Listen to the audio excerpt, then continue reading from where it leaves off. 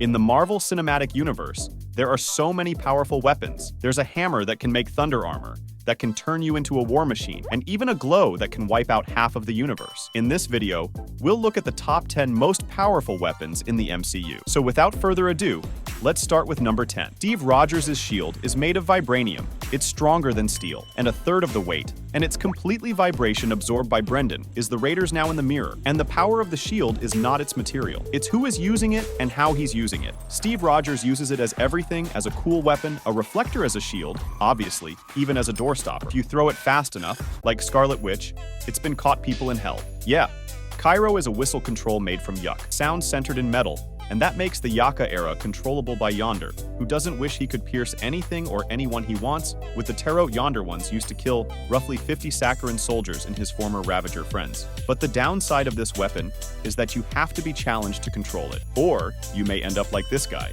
The bangle of Miss Marvel was used by his grandmother Aisha at first, and is now in the Miss Marvel series, so Kamala can use this weapon. They use this bangle to extract energy from the new dimension. In other words, they can create solid shapes by thinking, so the only limit is the user's imagination. But as I understand rather seriously, you have to own some kind of Neutrogena to use this gadget. This sword was the Spanish-only weapon in the endgame Spinal battle. Well, if you don't count his army as a weapon, with a double-edged sword that is won against almost all the Avengers he faced during the battle. Even he broke Captain America's shield into pieces with this. This is a set of 10 mysterious rings of unknown ancient origins that provide the user with insanely powerful mystical powers. Shang-Chi's father found and used it in the Middle Ages. His powers, he became the ruler of this time. The owner of 10 rings can telepathically control them to increase his strength, create platforms to move through the air, or just throw them as giant bullets. Plus, their magic can technically make the owner immortal.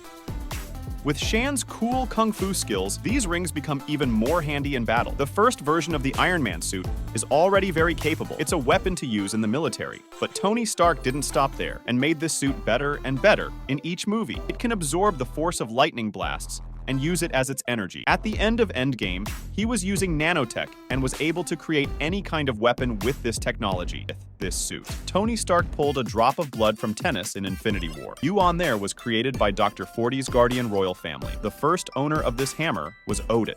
Then we saw in Reiner how I use it in fights, but the main owner sports in Thor Ragnarok hell destroyed millions. However, in Thor Love and Thunder, we saw Jane Foster united again. You see that smiley Thor Yoli was forged in the heart of a dying star, making it extremely durable and heavy. With the enchantment of Odin, it becomes a weapon that can create lighting and give you Toner the power of Thor. Thor could play with it, wear in his pencil fast, and he can even change your clothes if you want. This form of Microsoft was a powerful weapon used by the Dark Shadow Lord, and in Thor's Love and Thunder War to God Butcher. Wielding Microsoft gives the owner the power of teleportation, and allows him to bring shadow monsters to serve as soldiers. And as you can understand, that name was used to murder 1,000s of gods until mighty Thor smashed it into pieces with Muller. Stormbreaker was made for the Kingdom Oscar for 4G to defeat Thanos in Infinity War. Just like the news, you can manipulate lightning. But all like Mule Deer, you can open Viper Bites out, which means the owner can travel to wherever he wants in the entire universe. Plus,